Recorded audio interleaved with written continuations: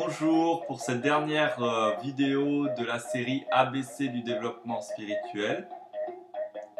J'aborderai le sujet de la question « Qui suis-je » Pour moi, cette question est cruciale. Elle ne se pose pas en termes intellectuels de dire « Qui suis-je ? Suis-je un homme ? Je suis Mathieu, j'ai tel job, j'ai tel truc, j'ai tel machin. » Parce que là, c'est qu'est-ce que j'ai ou par quoi je me définis. Mais bien, qui suis-je? Cette question « Qui suis-je » n'appelle pas à une réponse verbalisable, mais bel et bien à une rencontre de soi. Qui suis-je demande à ce que l'on se mette à s'écouter, s'observer. Donc ma dernière vidéo ressemble à ma première vidéo et une fois de plus, je parle d'attention à soi, se découvrir tel que nous sommes vraiment, notre sensibilité, notre réalité, sortir de notre tête, rentrer dans nos sens pour découvrir notre corps, notre respiration, nos points de contact, mais aussi, si nécessaire, si on est en train de penser, observer cette pensée. Si on a des sentiments, observons nos sentiments. C'est important. Voilà pour moi ça. Ça, c'est tenter de répondre à la question « Qui suis-je ici et maintenant à cet instant ?» Et à chaque fois que l'on expérimente cela, on peut l'expérimenter de plus en plus profondément et cela nous permet d'être plus conscients de nous-mêmes, plus conscients de la réalité telle qu'elle est. Elle nous apprend à voir sans juger, à voir sans étiqueter, à observer silencieusement. Mais je vais vous parler aussi du qui suis-je, qu'est-ce qui n'est pas. Qui suis-je?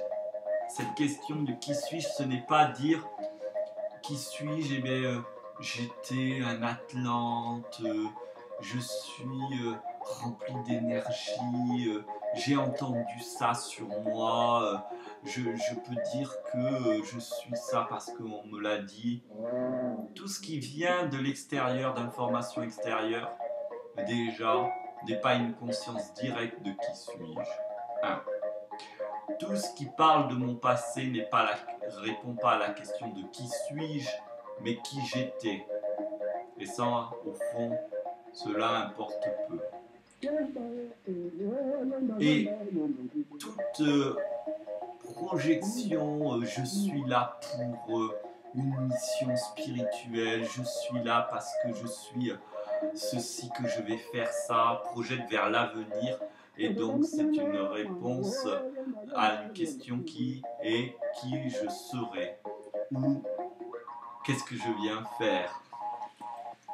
Et tout cela ne répond pas à la question qui suis-je ici et maintenant. Tous les grands maîtres spirituels, majoritairement d'Orient pour ceux qui sont des anciens maîtres, et encore que même chez les soufistes, chez les pères du désert chrétiens, etc., nous avons toujours cette réponse. À la question « Qui suis-je ?» on peut aussi répondre intellectuellement « Je ne suis personne », car je ne suis pas mon nom. Je ne suis pas, par exemple, je m'appelle Mathieu. Je ne suis pas Mathieu. Je ne suis pas seulement Mathieu. Je réponds au nom de Mathieu. Je ne suis pas mon métier. Mon métier est ma fonction. Je ne suis même pas ma passion. Ma passion est mon aspiration. Je ne suis pas simplement un homme. Je suis, si on approfondit, un humain. Je ne suis pas simplement un humain. Si on approfondit, je suis un animal. Il y en a qui n'aiment pas cette réponse-là, moi j'aime bien. Je ne suis pas simplement un animal. Si on approfondit, je suis un être vivant. Je ne suis pas simplement un être vivant. J'appartiens à la grande communauté des êtres existants, animés ou non animés. Donc, qui suis-je en tant qu'existence pur, en tant qu'être vivant pur? Qui suis-je? Suis-je capable de contacter cette réalité directement tout en étant conscient des autres enveloppes utiles avec lesquelles je me pars, qui sont le fait que je suis humain, que j'ai un sexe masculin plutôt que féminin, que je suis un occidentaux avec une culture occidentale, que je suis même un métis pour ma part, africano-occidental, que je suis un Français, que je vis dans tel endroit du monde, que je m'intéresse plus à la spiritualité et dans la spiritualité à l'énergie plus qu'à d'autres domaines, etc. Tout ça, ce sont des enveloppes, j'aime pas dire, je peux dire couches, mais non, il ne faut pas y voir quelque chose de péjoratif. Ce sont des bagages. Et quand je questionne la question, quand je formule la question, qui suis-je? Je ne cherche pas à contacter la personnalité, parce que la personnalité, de nouveau, c'est une enveloppe. Elle est bâtie par la culture, les traditions, tout ce qu'on nous a transmis, la mémoire. Et la personnalité, en grec, personnia veut dire masque, c'est-à-dire c'est le masque que l'on met. Par exemple, quand je fais des accompagnements spirituels, je suis un accompagnateur spirituel, c'est qu'un masque. Quand je suis avec mon enfant, je suis son père, c'est un autre masque. Quand je suis avec mon épouse, je suis un époux, c'est un autre masque. Quand je suis avec mes amis, je suis un ami, c'est un autre masque. Quand je suis avec mon père et ma mère, je suis leur fils, c'est encore un autre masque.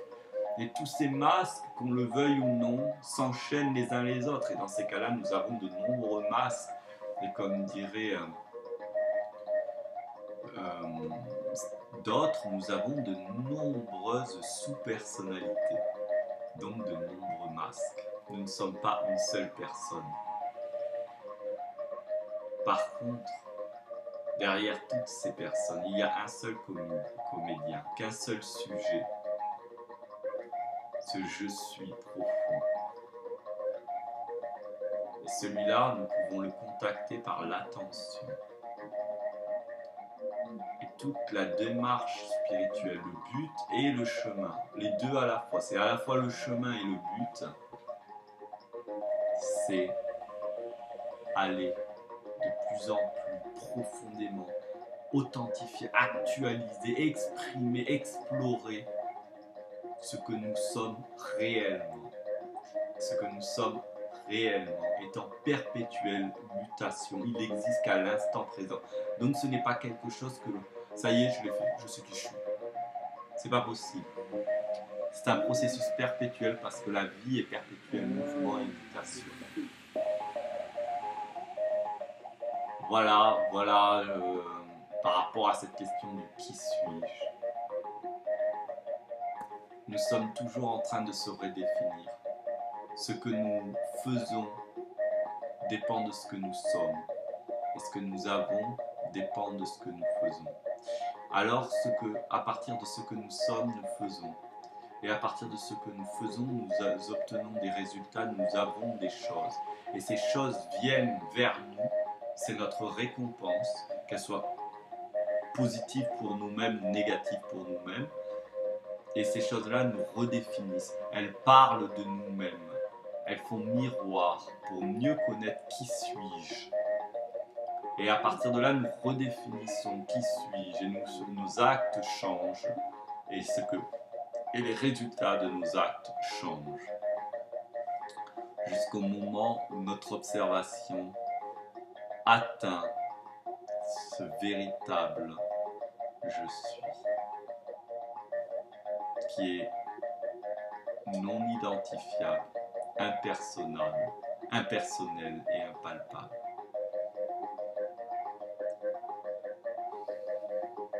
Je vous remercie pour cette vidéo. Je vous remercie profondément. Et je vous souhaite un bon cheminement.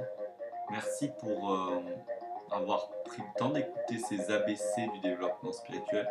Mais surtout, merci d'entamer le chemin, de le parcourir.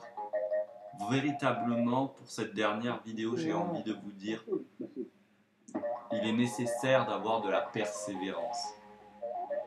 C'est pas en pratiquant 5 minutes 2-3 fois dans notre vie que nous allons y arriver. Ce n'est pas non plus en se disant « Oh, si je ne peux pas le faire tous les jours, je ne commence pas ». Posez une intention, puis reposez-la jusqu'à que les actes arrivent, puis commencez à agir. Ayez une douce persévérance. Le résultat vaut la peine. Et comme des fois j'aime bien dire,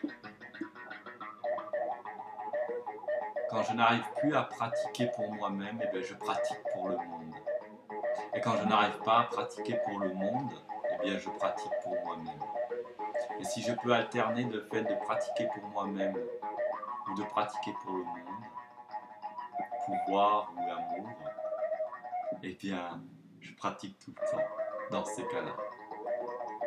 Je vous remercie encore et encore. Nous sommes le monde et le monde est nous. Contactons ce vivant en nous.